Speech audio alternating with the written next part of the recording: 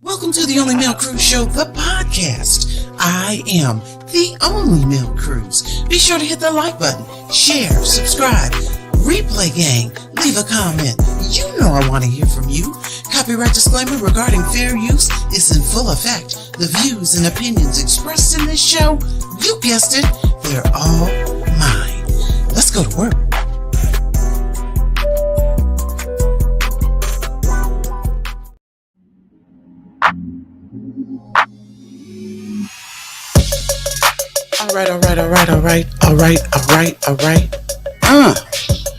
All right, welcome to the Only Male Cruise Show, the podcast. I am the only Male Cruise. Be sure to hit the like button, share, subscribe, replay gang, leave a comment. You know I want to hear from you. Okay, y'all, so they got I'm just so disappointed. I don't even know where to begin. I'm disappointed in this motion from the government, okay? And they just have a lot of nerve. And actually, one thing I'm not going to do is read this motion verbatim. It's 17 pages. I know a lot of other people were on earlier today, and they read it in detail, I presume. But the biggest issue is I'm just going to hit the high points because the government is on some BS. Let me shout out the chat real quick. I want to thank all y'all for pulling up. Be sure to hit the like button. Subscribe if you haven't already. Do like Baby Shay say. Shout out to Baby Shay, Miss Lackey in the house. Thank you for pulling up. Love and Life. Hey, girl. How y'all doing? Let's see. We got Tiff J in the house and Too Cute.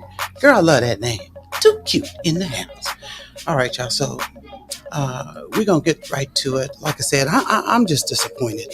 Also, before I get out of here, looks like Bonjean sent a letter to the court about the BOP taking Kale's money. So we're going to cover that real quick as well. But here's the problem. The government is on some BS. And bottom line is, essentially what they're saying is there is no general constitutional right to discovery in a criminal case. And then, of course, they cited some case law. Well, here's the thing. Y'all sent the emails, the little dab of emails, screenshots, and the little dab of text messages to the defense teams on August 1st.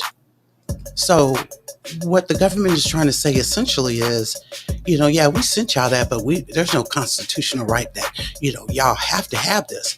Well, you started it. Y'all started this. So now we need y'all to finish it. If there was no constitutional right, if there's no constitutional right for the defense team to have this stuff, you should have never sent the little dab that you sent on August 1st. And since you did, then you need to give Darrell and them's attorney everything they asked for in that motion. And of course, we know that Bonjean and them have attached themselves to that motion. So if Darrell and them asked for it, Kales and them wanted to. So this is a really, really super duper lame excuse about why they only sent a shot of that stuff over here. Now, the other issue is, and because these are my pressing questions, the other thing is what they're trying to say, and I'm so sick and tired of the pity party. The government wants all the pity. They said, Kroll, okay, Angel Kroll left Northern District of Illinois because there was somebody in her family that was ill. And so she left. And as a result of her leaving, she also went to Connecticut and is now working there. Okay, so explain why y'all didn't follow procedure and protocol and submit the withdrawal. Why? And this is what has me so pissed off with this is because the government is sorry y'all, I had that on here. Anyway, the government is acting like it's okay if they don't follow the rules. It's okay if they don't follow procedure. It says, to begin, none of the information defendant seeks is discoverable under this criminal rule, the Jinx Act or the Brady and I'm going to call it Gigolo. Okay. To the contrary, as discussed above, the government has produced all relevant statements in its possession made by the witnesses it intends to call in its case in chief, including to any extent they contain relevant statements. The text messages at issue in defendant's motion, as well as all evidence in its possession that may be viewed as exculpatory, impeaching of its witnesses, or material to the preparation of defendant's defenses. Nothing more is required. But that's really funny because in their previous motions and all these motions prior to August 1st, they were saying, if you want to impeach a witness, you need to let us know what you're going to use to impeach him with. So they've been trying to tightly control the narrative. And this right here is seeming to answer the question as to why they were trying to control the narrative. And I think that once these motions were looked at, that's what prompted them to disclose the little bit of text messages and the fact of the email communications. Shout out to chat real quick. Pink Ice in the house. Thanks for pulling up. Let me see. Ashley the pizza girl. What's tea, girl? Thanks y'all for pulling up. I appreciate y'all. Far from average in the house. Thank you for pulling up. Let me see here. You said to uphold the agenda, they're going to do and say anything. Absolutely. Absolutely. So, this is what I think is what prompted them on August 1st to send these emails. Because the question is, what do you mean we can't impeach these people? What are you talking about? Why is the government trying to be so strict and narrow? Well, now we see. Because had they not disclosed these emails and text messages, it would have been a surprise to the prosecution if Darrell and them or Bongine and them would have came out and asked this question straight up off the top. Unsurprisingly, once again, defendants offer no legal authority for this broad request. So the government is trying to say that everything Darrell and them asked for, there's no legal authority for them to have all that. And they used a lot of paper really just to restate what Darrell and them's motion said.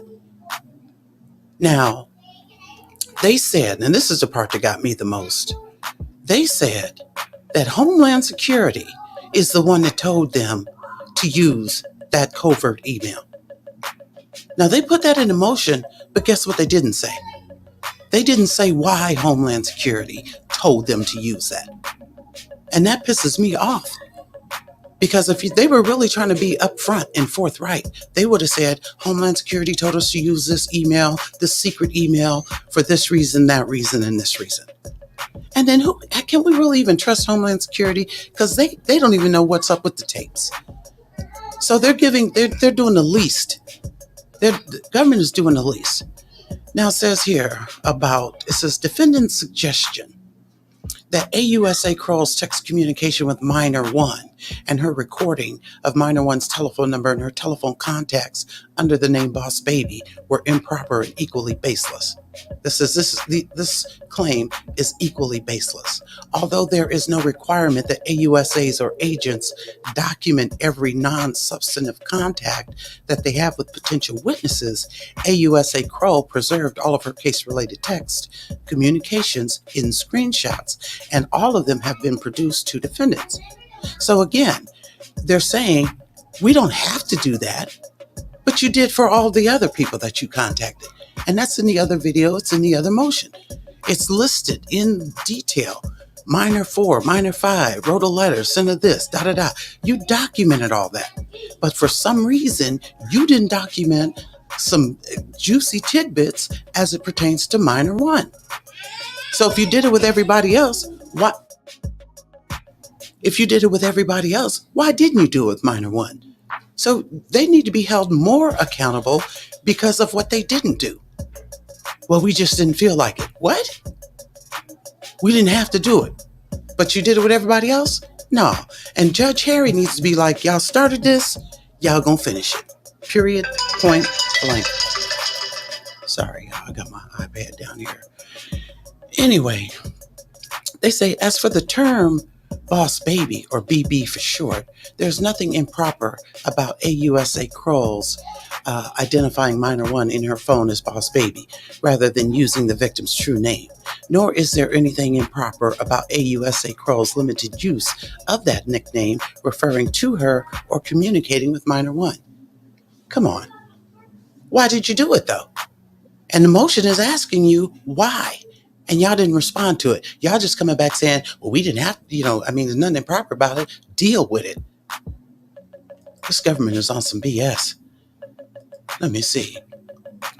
Checking the comments real quick. All right, y'all, hit the like button. Absolutely pink ice. Damn ridiculous. Ain't that it? So if you started moving that way, why didn't you finish moving that way? What prompted you to change directions in the manner in which you ran this case? Because finally, defendants claim that minor one's sharing of photographs with a case agent and AUSA Kroll indicates the formation of an unduly close relationship, which may have led to improper influence of minor one's testimony. This claim is baseless. The photographs in question were professional photos of minor one, which minor one shared with many people in celebration of blah, blah, blah, blah. We don't want to hear all that crap. That's inappropriate, and y'all know it is. And even if she sent it, it's the responses that make it even more inappropriate. The reaction AUSA Kroll shared reflected nothing more than sincere happiness for a person who had suffered a great deal. That hasn't been proven in court. That ain't been proven in court. Don't do that. But who was now experiencing great personal joy. AUSA Kroll's spontaneous reaction was natural and in no way improper. That's what they say. Judge Harry needs to rule appropriately on this. It said, but in sum, the text messages produced to defendants in no way suggest any impropriety or provide a basis for any further discovery on the subject, and the defendant's effort to attack the government personally or discourage a testifying victim should not be countenanced. Defendants are free to explore the issue of bias in their cross-examination of minor one, and they have no need for any additional discovery to do so, particularly in light of the vast quantity of information and documents already provided to them in discovery and available to them through other means. It's just baloney, y'all. This is a lame ass response. And, in the other video, in the other motion, when they talked about the judge in the 2008 case, he said, wait, hold up. The one about the videos. He said, wait, hold on a minute. Now, this ain't right. Something ain't right. There's a rotten apple in here. And this is how Judge Harry needs to be responding to this. One, you started off handling it following a certain level of procedure, and then you switched in the middle of the game. Why? That's seeming like a rotten apple. Why'd you flip the script? And only with that person. Everybody else you follow textbook, but this one you flip the script. Judge Harry, make him answer that damn question. Shout out to Slums Radio in the house. Tatiana Harris in the house as well. Y'all hit the like button, share, subscribe. If you haven't already, Replay Gang, leave a comment. I want to hear from you. So, this is that BS, y'all. Now, the text messages really aren't a big deal. And what I probably will do is just post them on the community page, because there's really nothing to them, what they disclosed. And if I were a juror, and I hope that the jurors that do end up being selected, I hope they look at this and say, you know what? Something ain't right. Something ain't right. And, the NDIL is trying to say that this is a fishing expedition in hopes of turning up evidence of some kind of government misconduct. It's not a fishing expedition. The question, what's suspect, is the fact that you didn't turn the stuff in until 15 days before this trial is supposed to start. Now, as it relates to DeGratis, Jimbo, Mr. Plead the Fifth Amendment, he's saying, here's what they're saying about that. They're saying good old Jimbo had a phone call with AUSA Kroll. And in that phone call, he was saying, hey, you know what? I'm writing this book and, blah, blah, blah. Although they don't say specifically what the phone call was about. But when Kroll responded back to him in that first email, it was to say, hey, thanks for the conversation today, blah, blah, blah. When she wrote that email, it came from that Pied Piper 312 account. So did you tell Kroll on the phone, okay, I'm going to send you an email. It's not going to come from my professional account. It's going to be coming from Pied Piper 312. So be sure to check your spam. Check your spam. So you and DeGrotus have already determined that y'all are going to act in an unprofessional, covert manner. Why? Judge Harry, you need to make them tell you why. And if they're saying, well, Homeland Security told us to do it. Come on, y'all. I'm about to go to the chat. Yeah, who believes that? Who believes Homeland Security told them to do that? And if Homeland Security did tell them to do that, for what? This, like I said, it's just all a bunch of crap. I can't wait to see what the motion or the government's response is going to be as it relates to the videos. Because this is a lame response. As far as Agent Molina, who again they did not document, was no longer on the case, but played a key role in the grand jury indictment by testifying and providing information and questionable videos, and again did not officially withdraw or was not officially removed from the case. She got a promotion. That's why she's no longer around. She's been promoted. Kroll is in Connecticut kicking it real good. Molina is some damn where, who knows? But she got a promotion, a pay raise. Y'all, it's something stanky up and through here. Okay. So I don't know. I don't know. This it's just a bunch of mess. He said, if that's the case, where are the documents? Absolutely. Where's the, and it would seem to me, especially if you tried this man in 2008 and he was acquitted and you guys are so sure that he was guilty then. And so now you got this RICO to make him guilty now. It would seem to me like they would be operating above board.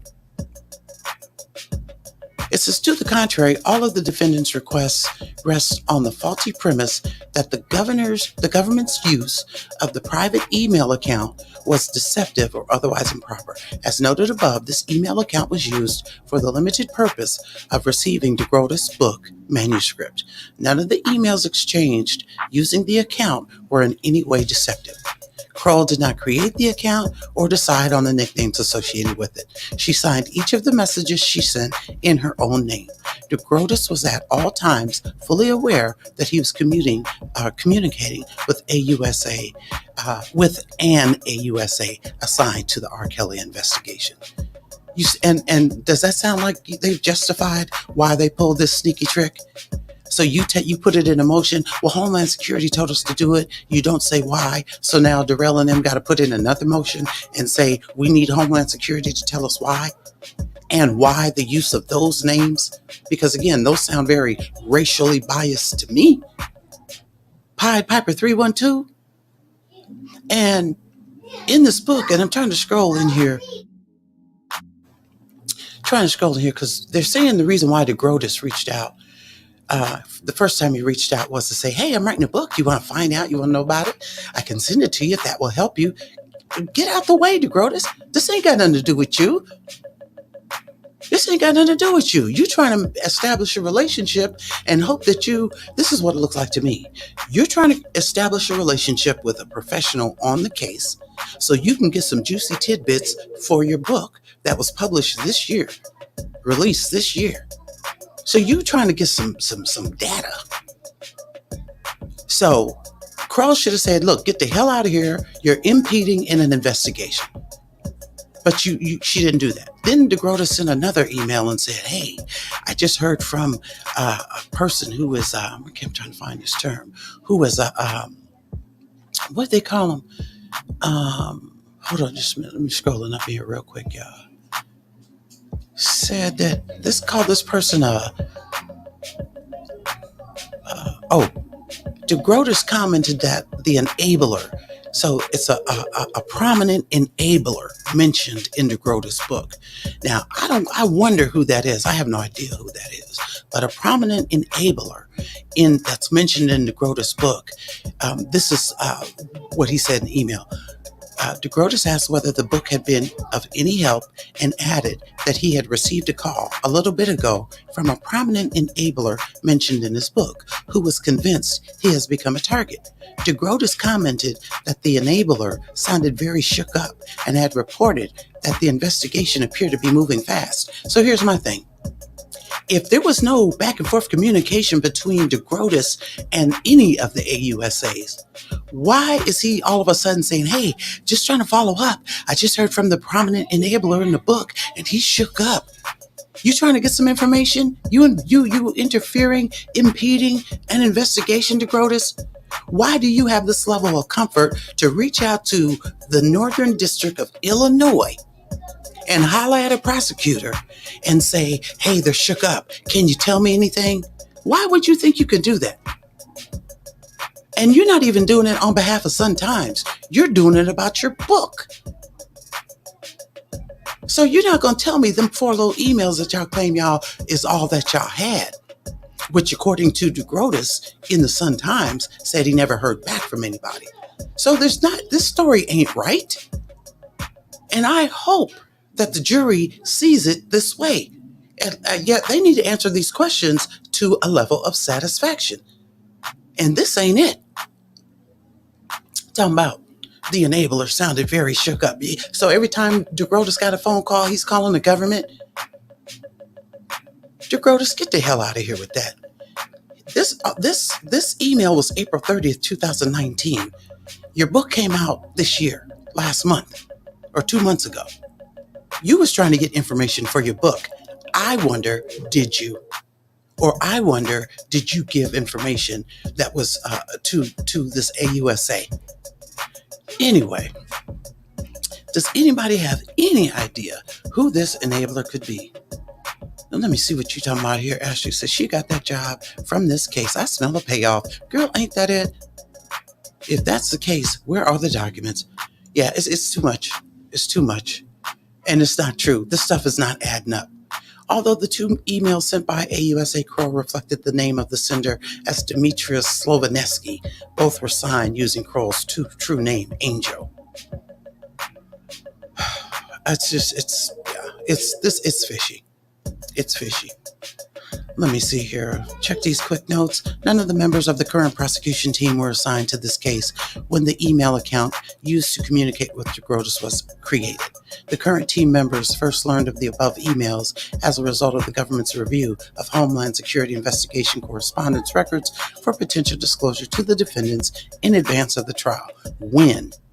When did the current prosecution team first learn of the above emails? When? Was it before they wrote those strictly narrow, confining motions about you can't do this if you want to impeach a witness? You can't do that. When did they know? When did they know? Because they haven't shared that. And Darrell and them need to come back, or Bongine and them. Somebody need to come back and say when and why. It says here, because the documents' nature and origin were unclear, the documents were not immediately produced when they were first discovered in May of 2022. Is that when those motions came out? Y'all discovered it in May of 2022? Okay. And listen, I know these motions didn't come out in July, so they either came out, I did some videos on these motions either in May or in June. But y'all waited till August 1st to get this to them. But your motions before you got these tidbits to Darrell and them were already trying to narrow and confine the way Kels and them can defend themselves. Now that this answers the question. So they may not have been assigned to the team when all this stuff was going down, but they were well aware of it enough to try to keep themselves out the mix. Let me see. Larry Hawkins in the house. Hey, I am here. Thank you, baby. Appreciate you for pulling up. Go in there and sit down, baby. I'll be with you in a minute. All right, let me see. I'm picking through this motion, y'all, because when I started reading it this morning, it really just pissed me off. I'm like, So that really is pretty much all of this motion. It's them defending and saying we didn't have to do it, we ain't got to do it, and them essentially trying to say that Darrell and them are just trying to be on a fishing expedition. So it's not good enough. Bongine and them need to be saying, we need more specific detail. Who, what, when, where, and why. Why did you start off doing it and then stop? And why did you only do this? Why did you deviate when it came to minor one, the critical witness? Larry Hawkins said, this sounds like racketeering. Rico, all of these people are getting paid. I haven't gotten paid to bring R. Kelly down. Follow the money. Who is sponsoring these people? Who's putting money out there? Why? Ain't that it? Why? Let me get to this quick letter from Bongine. I got to read it off my iPad. That's why y'all can hear that in the background. Basically, what Bongine is saying is that, here, let me just go. She goes, dear Your Honor. And this, of course, is going to Ann Donnelly. Oop. Okay. And Donnelly says, Bongine said, please accept this letter in response to the government's motion seeking an order allowing it to confiscate all funds contained in Kelly's inmate trust account. Now, again, they took the money and then they submitted the motion. Y'all see how the government in both of these jurisdictions is doing it any damn way they want to? That's just some BS. And so she goes on to say that on August 4th, a reporter from the Washington Post contacted Bongine for comment about an article he was writing about the seizure of Kel's money in his inmate trust account for the purpose of paying court-ordered judgments. During that conversation, it became clear to Bongine that the reporter obtained confidential information from the BOP concerning the balance of funds in Kel's account. The information was published in the Washington Post. Within hours of the publication, the BOP confiscated all funds except $500 from Kel's account. Essentially, what Bongine has said, y'all know that ain't right. Give the money back. Give it back. The government cites no authority for the proposition that it may seize Kel's property without filing a notice of default or a notice of a lien on the property. Furthermore, no authority exists for the contention that the government may seize Kel's property for future application toward judgments that have been entered. Indeed, the government failed to cite any authority that allows this court to enter the order it proposes. So again, here we have it, the government just going rogue, doing whatever in the hell they want. And so we already know what Judge Donnelly's going to do. No, let them eat cake. We keeping that money. Take us to court. Get it back in blood. This is a problem. And if they're getting away with it with Kel's, they damn sure gonna get away with it with Pookie and them. Okay? So, pretty much that's it. The next thing up, the most heated thing up is this thing about these videos. And then I can't remember where I saw it, but I can't remember whose page I saw it on, but Avenatti was saying that the guy who said he had the videos in Pennsylvania, that those videos were a copy. So it's just too much going on, y'all. It's just doing too much. So anyway, like, share, subscribe. Replay gang, leave a comment, because you know I want to hear from you. Y'all put the bell on, because when these videos pop up, and I was up all night last night, damn near. Eventually I had to go to bed. And I think that was like at 11:30 Central Standard Time. The government still, it might have been 10:30, I don't know. But by the time I got ready to go to bed, the government still had not submitted this BS motion. They could have been done put this in. It didn't take them all night to do this, because they ain't said nothing in it. And they damn sure didn't take any accountability. So hit the bell, y'all. Subscribe. Because when this stuff about these videos comes out, that motion, I got to see what they talking about there. So that's it. That is the podcast. Be sure to like, share, subscribe, Replay Gang, leave a comment. You know I want to hear from you. And until next time, y'all, we will see you when we see you. Welcome to the Only Male Cruise Show, the podcast. I am the only Male Cruise. Be sure to hit the like button, share, subscribe, Replay Gang, leave a comment. You know I want to hear from you. Copyright disclaimer regarding fair use is in full effect. The views and opinions expressed in this show, you guessed it, they're all mine. Let's go to work.